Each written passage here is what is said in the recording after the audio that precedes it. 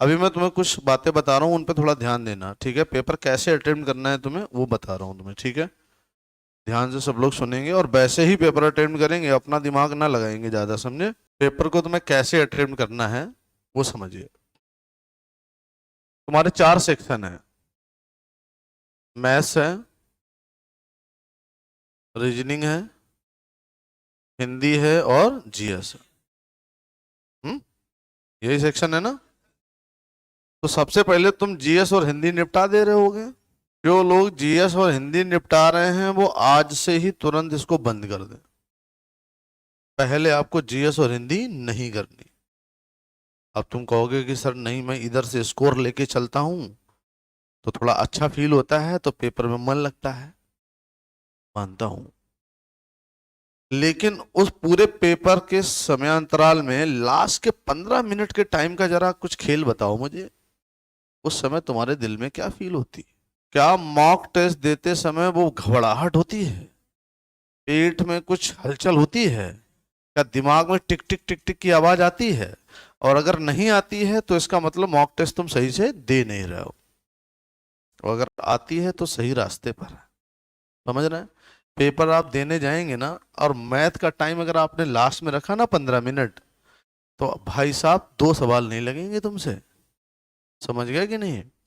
2 दूनी 8 हुआ ना एक बार, तो 2 दूनी कई बार, जितनी बार पहाड़ा पढ़ोगे तो 2 दूनी 8, 2 दूनी 8, 2 दूनी 8 हर बार निकलेगा।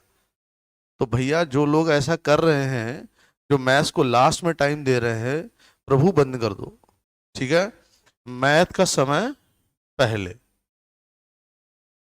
अब मैथ का समय फर्स्ट टाइम, पहला अटेम्प्ट क्या? मैथ। अब मैथ लगाएंगे तो कैसे लगाएंगे?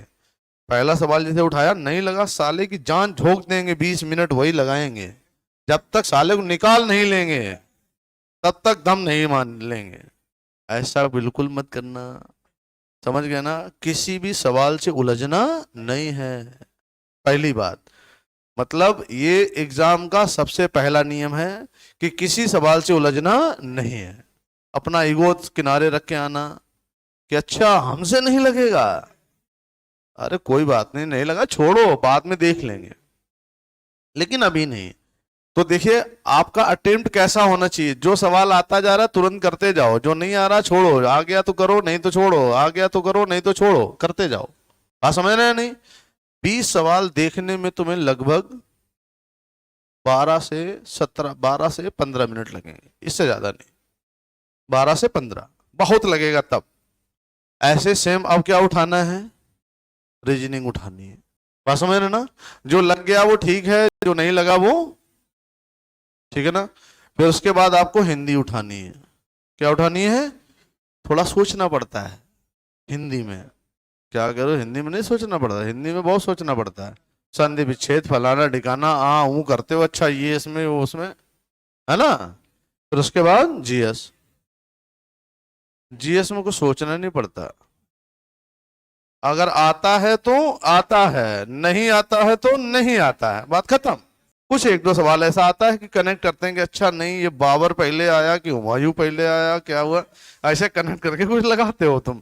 अच्छा ये हो नहीं सकता, तो वो उसका समय मिल जाए, लास्ट के 15 मिनट में आराम से खूब करो, कोई दिक्कत नहीं, ठीक है। पहला अटेम्प्ट जब आप करते हो तो हो सकता है कि आधे घंटे में या 45 मिनट में पूरा सवाल तुम्हारा सॉल्व हो गया होगा, जब तुम स्किप कर करके जाओगे सवालों को, हो चुका होगा। इससे फायदा पता क्या हुआ? कोई भी इजी प्रश्न तुमसे छूटेगा नहीं। सारा पेपर देख जाओ, चलाते जाओ चलाते जाओ, ठीक है ना। और अच्छी बात, पहला अटेम्प्ट जब आप करते हो ना, उसमें आपकी एक्यूरेसी लगभग लगभग 95 to 100% होती है। आप उठा के देख लेना कभी, आप नोटिस कर लेना इस चीज को। जब आप पहला अटेम्प्ट लेते हो, सारे सवाल लगा जाते हो, उसमें एक्यूरेसी आपकी ऑलमोस्ट 100% होती है, ऑलमोस्ट 100%। गलती पता कब शुरू होती है? दूसरे अटेम्प्ट में। अब दूसरा अटेम्प्ट लेते हो ना, तब लगता है कि अच्छा नहीं ये हो सकता है, ये हो सकता है, 50-50 लगा मार दिया, तो वहां पर एक्यूरेसी गिरती है। तो पहला अटेम्प्ट जैसे ही होगा ना, कितने क्वेश्चन हुए वहीं से तुम्हें क्लियर हो जाएगा तुम्हारा सिलेक्शन होने वाला है या नहीं। समझ गए या नहीं? और अगर ठीक ठाक पोजीशन पे अगर तुमने 80 क्वेश्चन है तुम्हारे पास, 80 में तुमने अगर पहले 45 मिनट में कितने मार दिए तो तुम राजा हो समझ लो। लास्ट का 15 मिनट बचे, जो सवाल तुम्हारा तुम्हें लग रहा हो इसमें थोड़ा समय देना है, कुछ करना है, उसको कर डालो। और टोटल अटेम्प्ट तुमने अगर कितना कर दिया 60 प्लस, तो तुम समझ लो जीडी में तुम्हारा सिलेक्शन पक्का है। तो तुम फिर इतने पे बहुत सेफ स्कोर में, बहुत सेफ स्कोर, रैंक वाली पोजीशन के आसपास। अगर मैथ का पेपर कठिन आ गया, नहीं आया तो फिर रैंक मत सोचना, फाइनल पहुंचोगे, पक्का पहुंचोगे, इतना सफिशिएंट। इसके ऊपर रहना, इसके नीचे मत जाना। किसके नीचे? 60 के ऊपर प्लस रहना, अच्छा स्कोर होगा। समझे ना? स्ट्रेटजी ये होनी चाहिए। अब देखिए, मैथ का पेपर सॉल्व करते समय और जीएस का पेपर सॉल्व करते समय और हिंदी का पेपर सॉल्व करते समय इस बात का बहुत खास ख्याल रखना कि लास्ट लाइन में क्या पूछा गया। हिंदी में अक्सर कर तुमसे गलती क्या होगी, पूछा गया हो इनमें से कौन सा नहीं है, तुम लगाते हो है, ये ले जय श्री राम, गलत हो गया।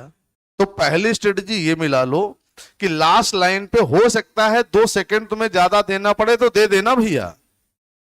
तो 2 सेकंड के चक्कर में तुम अपने 40 सेकंड गवाओगे। समझ रहे हो ना नहीं मेरी बात? ऑफलाइन वाले, ऑनलाइन वाले, हाँ ठीक। तो लास्ट लाइन पे बहुत फोकस रखना है। एक पॉइंट ये, क्वेश्चन की लास्ट लाइन पर बहुत ज्यादा फोकस, ठीक है। दूसरा पॉइंट क्या, मैथ के किसी क्वेश्चन में भी ईगो हर्ट नहीं करना। आ रहा तो ठीक है, नहीं तो तुरंत बच के निकलो फटाक से। कोबरा सांप जो है टस भी लेगा ना, हवा भी लग गई, फुसकार भी लग गई ना अगर, तो निपट ही जाओगे। हम बता रहे हैं तुम्हें, क्योंकि कोबरा सांप का मतलब जो भय होता है, तुम्हारे सांप आसपास से निकल जाए, दिल की धड़कन क्या होती है, बढ़ जाती है ना। तो वही हाल है एग्जाम हॉल में, वैसे भी टिक टिक टिक टिक जो चलती है वो घड़ी वहां नहीं चलती है, इधर चलती है, इधर इधर दिमाग में। और जैसे ही लास्ट के 15 मिनट आता है ना, तो कईयों को तो पेट खोल जाता है। और जैसे ही एग्जाम हॉल के बाहर निकलते हैं तो टॉयलेट और बाथरूम ढूंढते हैं कि कहाँ है। गलत कह रहे हैं, लेकिन ये फीलिंग तुम्हें मॉक टेस्ट देते समय नहीं आती। ये फील मैं तुम्हें दे सकता हूं कि अगर मेरे सामने मॉक टेस्ट दो, तुम मेरे सामने मॉक टेस्ट दो, हम तुम्हारे सर पे खड़े होंगे, तुम बेटा पसीना ना फेंक जाओ, अगर ऐसी फीलिंग आएगी। सर पे खड़े होने का मतलब पास में, सर पे। भावनाओं को समझ रहे हो? भावनाओं को तो तुम वैसे बहुत बढ़िया समझते हो, इसमें तो तुमने पीएचडी करी रखी है। तो मॉक टेस्ट देते समय वो फीलिंग बहुत जरूरी है कि जो आपको एग्जाम हॉल में चाहिए होती है, बहुत जरूरी है, उसको बहुत शिद्दत से देना चाहिए मॉक टेस्ट। अब क्या करना है इस समय वर्तमान, आप जैसे लास्ट के 10 दिन बचे हैं, लास्ट के 10 दिनों की स्ट्रेटजी आपकी ये होनी चाहिए कि डेली जब सुबह सो के उठो, एक मॉक टेस्ट पकड़ो, फटाफट फटाफट लगा डालो, काम खत्म। फिर शाम को जब सोने जाओ ना, सोने के जस्ट पहले मॉक टेस्ट उठाओ, दे जाओ। एक दिन में कितने मॉक टेस्ट? 2 मॉक टेस्ट देना शुरू कर दो। 400 क्वेश्चन का मैं जो ये बंडल तुम्हें दे रहा हूं ना, आप भाई साहब इसको सही से लगा लेना, इससे बहुत फायदा मिलेगा, तो बहुत ज्यादा फायदा। और जीडी का एक पेपर हो जाने दो भाई साहब, पहला वाला। मैं क्वेश्चन खोज के लाऊंगा, कैसे भी लाऊं, कुछ भी करूं, तुम लोग के पास क्वेश्चन हो दे देना, ठीक है ना। पहला वाला पेपर, उसके आधार पे मैं अगले 5 पेपर कैसे होंगे प्रिडिक्शन बहुत आराम से कर लूंगा, इतना अनुभव है। क्या आएगा, वैसे ही सवाल तुम्हें कराना शुरू कर दूंगा। इधर सवाल बनाने में कितना टाइम लगता है? 10 मिनट लगेगा, सवाल खटखट खटखट खटखट ये लो बन के तैयार। प्रिंट आउट समझो तुम, प्रिंटिंग मशीन समझो। हाँ बोलो। अरे देखो ऐसा नहीं है। अब जो मॉक टेस्ट में नंबर क्यों कम आया, इसका मतलब मॉक टेस्ट ठीक था, थोड़ा इधर उधर का सवाल रहा होगा, या कुछ एरिया ऐसा होगा जिससे जो तुम्हें नहीं आता होगा वो आ गया होगा, इसलिए गड़बड़ हुआ। तो ऐसा टेंशन लेने की जरूरत नहीं है।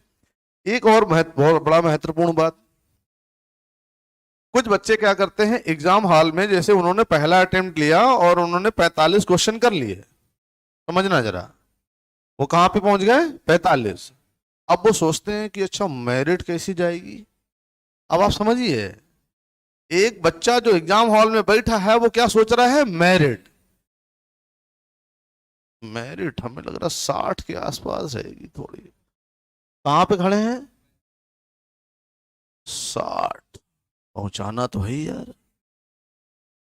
बोल ठीक है।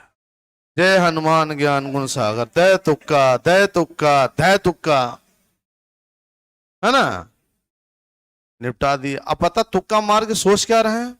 35 तुक्का मारे हैं, 15 सही तो हो ही जाएंगे। आप यकीन मान लो 35 तो ये गलत हो ही गए, और तुम्हें डुबा के पहुंचा दिया 40 के नीचे। अब मेरिट चली गई मान लो 43 नंबर, ये लो खत्म कहानी। समझे ना? तुम अपने आप से हार गए लला, अपने आप से हार गए, कोई और हराने नहीं आया है तुम्हें। तो भैया ये हाथ जोड़ के निवेदन है तुमसे कि एग्जाम हॉल में बैठ के मेरिट ना डिसाइड करने लगना यार। बात मैं क्यों कह रहा हूं तुमसे, ये बात मैं क्यों कह रहा हूं? सन 2008 एमसीए के सारे एग्जाम में मैंने ये चीज भुगती है खुद। हम भी बहुत ज्ञानी थे, बहुत ज्ञानी। अपने ये मेरिट इस बार जो है प्रोडिक्शन कर लो 5 नंबर ऊपर, ये ऐसे करके ज्ञान ज्ञान गणित वाले जो होते ना, ये अनुभव बाद में आया मुझे। 2009 में मैंने ऐसी गलती नहीं की तो उसका मुझे रिजल्ट मिला। जेएनयू एमसीए छोड़ के बाकी कोई ऐसा यूनिवर्सिटी नहीं था जहां सिलेक्शन ना दिया हो मैंने, और बेहतरीन वाला जैसा हमारी इच्छा थी। तो ये मैंने पाया कि भैया एग्जाम हॉल में बैठ के कभी मेरिट नहीं बनानी। आप समझ रहे हैं नहीं मेरी बात? मेरी बात समझ आ गई सबको? तो क्या क्या करना है समझ गए ना? क्या करना है? सबसे पहला लास्ट लाइन पे, अच्छा चलो स्टार्टिंग से चलते हैं। सबसे पहले मैथ करनी है, फिर हिंदी, जीएस और मैथ। लास्ट लाइन पे फोकस जरूर करें। क्या पूछा गया है? आपके 2 सवाल अपने आप बच जाएंगे गलत होने से। वो सवाल तुम सही करोगे, निश्चित तौर पे उसका आंसर तुम्हें पता होगा, और वो सवाल तुमसे गलती से बच जाएगा। लास्ट लाइन पे ध्यान नहीं दोगे 100% गलत होगा। अब देखो पता, इतना बताने के बावजूद भी लोग गलत करके आएंगे। वो बताएंगे नहीं आके, बोले कि अच्छा बताएंगे तो सर ने तो कहा था यार, रोकेंगे बता रहे हैं। नहीं, ऐसा नहीं है। थोड़ा ध्यान देना, मतलब ऐसी गलती ना करना, ठीक है? फिर आगे चलते हैं। जो भी सवाल हैं उनके साथ कभी भी उलझना नहीं है। ईगो पे नहीं ले जाना है कि अच्छा ये हमसे नहीं लगेगा, ऐसा नहीं है। अरे दुनिया में बहुत लोग हैं, किसी से, मैं मुझसे कभी कभी नहीं लगता सवाल, यार क्या बात कर रहे हो। कोई भी टीचर हो, कोई भी हो, जो मतलब इवन साइंटिस्ट सबके सामने ये प्रॉब्लम आती है कि वो प्रॉब्लम को सॉल्व नहीं कर पाते। तो तुम तो बच्चे हो यार अभी, तो तुम क्यों ऐसा सोचते हो कि नहीं नहीं हमसे क्यों नहीं हुआ? अरे नहीं हुआ नहीं हुआ, कोई बात नहीं यार, है ना? जिंदगी थोड़ा खत्म होगी एक सवाल में। कोई 19 तो बच्चे हैं ना, 19 कर लेंगे, समझ गए ना? उलझना नहीं है। फिर उसके बाद क्या करना है हमें? तुक्का नहीं मारना है, मेरिट नहीं बनानी है। समझ गए नहीं? ये 5 बातों का ध्यान रखिए, आपका काम हो जाए।